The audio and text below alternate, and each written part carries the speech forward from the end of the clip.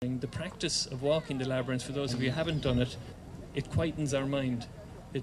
We don't have to think when we're walking the labyrinth. So it's not like a maze. We have to try and figure out where you're going and what to do next. Walking the labyrinth, you just walk and you follow the path. And what it does is the twisting and turning, it balances the left and right hemispheres of your brain, and you find that you become more centered, more peaceful, more at one with yourself. So it is probably important when you're walking it, and we'll all be walking it, to have an intention of bringing ourselves to a place of peace and a space where we're calm within ourselves. And I haven't met anybody who hasn't walked a labyrinth, maybe not the first time, but certainly the second or third time, where they have found an element of being calmer and more peaceful in themselves. And again, that's coming back to the reason we're here today, to being at one, not only at one and at peace with everybody else, but primarily, first of all, to be at peace with ourselves. And I don't know if any of you have heard of a spiritual teacher called Krishnamurti, but he has said that what I am, the world is, and without my transformation, there can be no transformation of the world. So rather than looking outside ourselves, seeing what everybody else needs to fix, we look at ourselves first, and we become at peace with ourselves. And by doing that, the peace flows from each of us. And there is a growing kind of stage in evolution, in our evolution here on this earth.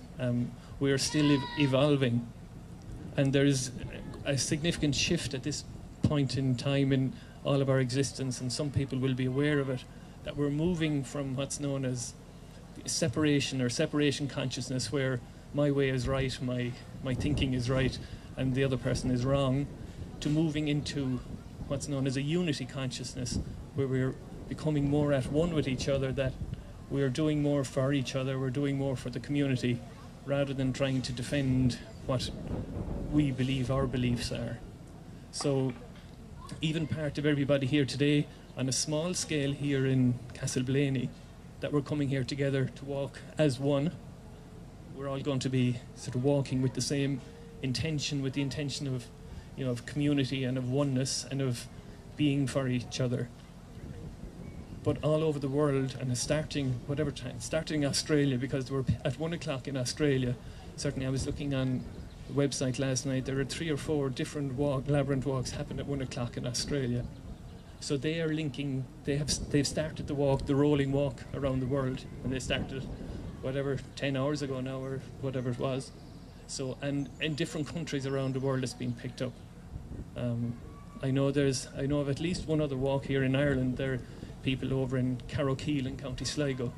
There's a labyrinth over there, and there's a lot of people gathering there to walk also at one with themselves, but they'll also be at one with us. And there are 3 or 4 walks I'm aware of in England happening at the same time, one in a cathedral, a number in people's private gardens, and they're also going to be walking at 1 o'clock.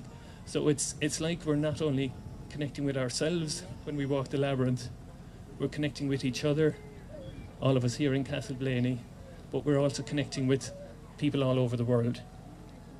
And I'm also aware of other walks, Virgin Islands, there's walks in Canada.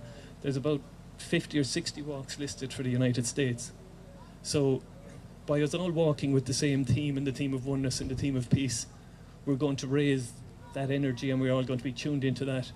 And the more people that think about it, the quicker it will happen and the quicker it will come about. So.